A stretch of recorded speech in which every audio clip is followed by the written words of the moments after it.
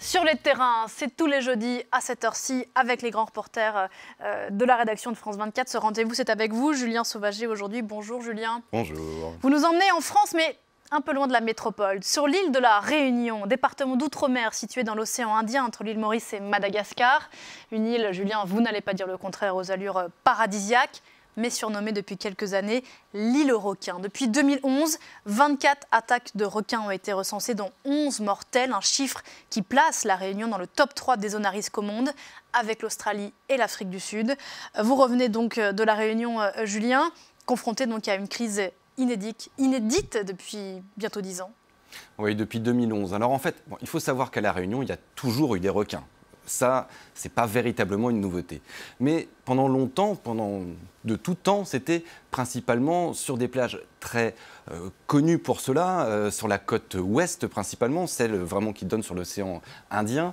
Et c'était des zones souvent très difficiles d'accès, donc il y avait peu de baigneurs à ces endroits-là, parfois un peu de surfeurs, mais du coup, peu de rencontres entre l'homme et le requin. Or, depuis 2011, on a vu de plus en plus de ces attaques de requins avoir lieu non pas dans cette zone-là, mais du côté est, du côté où il y a les plages paradisiaques, où il y a des grandes étendues de sable et de mer magnifiques qui donnent évidemment à tout le monde envie d'aller se baigner. Il y a aussi les spots de surf les plus connus de l'île qui sont à cet endroit-là.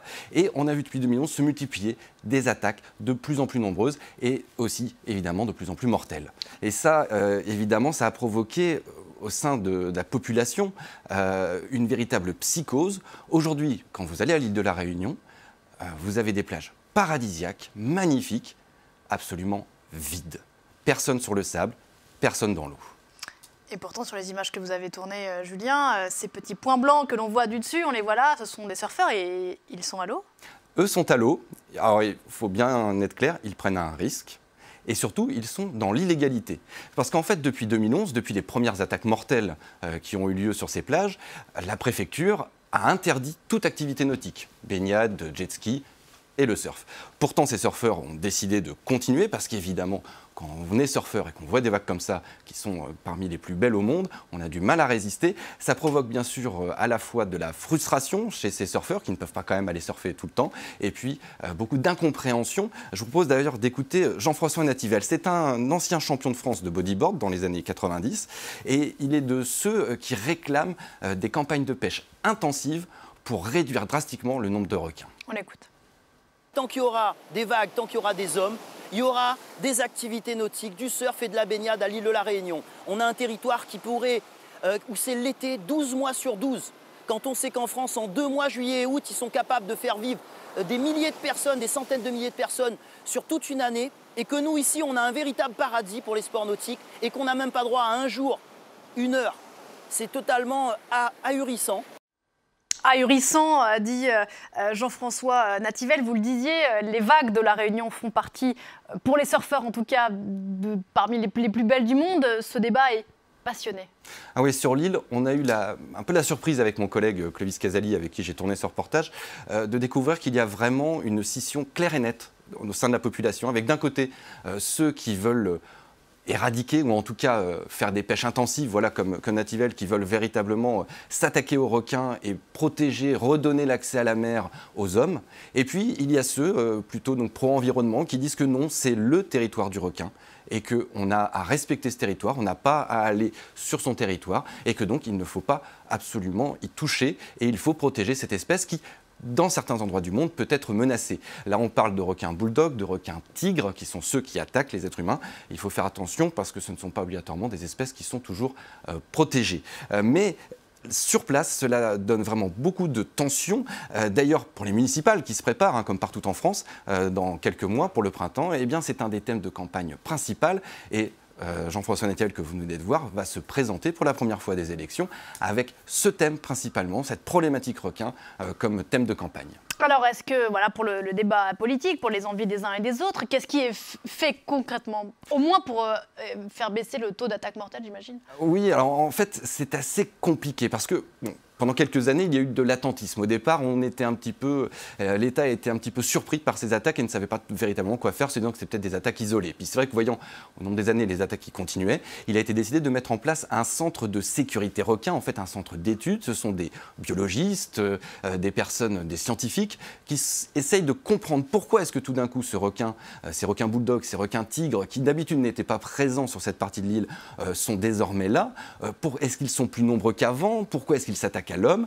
Et ils essayent aussi de trouver des solutions, en effet, pour pouvoir redonner accès à la plage. Alors il y a les solutions classiques, filet de protection, mais ça demande beaucoup d'argent, parce qu'il faut l'entretenir, il faut surveiller régulièrement, des plongeurs doivent aller régulièrement, tous les jours, plusieurs fois vérifier l'état du filet pour être sûr que les baigneurs ne prennent pas de risques à l'intérieur de ce filet, ils sont bien protégés des requins.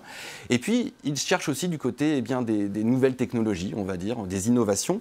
On a notamment le Shield Barrier, qui est une énorme barrière qui pourrait être mise presque autour de toute l'île, une barrière électromagnétique qui en fait empêcherait les requins de venir, ils se détourneraient de cette barrière électromagnétique qui les dérange. Par contre, les plus petits poissons, eux, continueraient d'y passer sans aucun problème. Ça, c'est en test actuellement, ils sont en train de vérifier si ça fonctionne, si ça marche bien, ça pourrait être une solution. Et puis, il y a d'autres solutions encore, celles de solutions plus individuelles. Je propose de regarder un surfeur qui était équipé d'un équipement un peu particulier puisqu'il a un arc électrique sous son surf quand il est dans l'eau. Je propose de regarder ça. Une électrode devant, reliée à l'électrode de derrière par un fil qui est à l'intérieur de la planche. Et puis vous avez une batterie qui est amovible. La dernière attaque, pour mémoire, ils étaient 2 à en avoir, ils n'ont pas été emmerdés pendant 1h30. Et il y en a un qui avait rien et qui au bout de 10 minutes s'est fait croquer. Dont le tact. Ici on expérimente avec des cobayes humains, donc voilà, hein, c'est un vaste laboratoire. Bienvenue à La Réunion. Voilà, donc vous comprenez qu'il y a encore... d'aller surfer avec un arc? Non, c'est difficile de surfer. Ils se prennent des décharges quand ils surfent. C'est pas très agréable. Surtout, ça a un coût. On parle quand même de 500 € pour installer le matériel sur une planche. Enfin, le coût de... C'est plus cher qu'une planche, du coup? C'est plus cher qu'une planche de surf. Les planches de surf, ça casse souvent, donc il faut régulièrement refaire ça. Ça a un coût vraiment très important. On se doute qu'un gamin de 20 ans, lui, n'a pas ultimement ces moyens-là. Donc on en voit encore beaucoup qui vont avec ces systèmes, sans ces systèmes dans l'eau. Et puis ceux qui vont avec, malheureusement, souvent ça tombe en panne parce que la mer, ça oxyde et c'est très difficile à entretenir. Donc ce n'est pas encore au point et il va falloir encore certainement des années de recherche avant qu'on puisse trouver de véritables solutions pour protéger cette île de la Réunion de ces requins.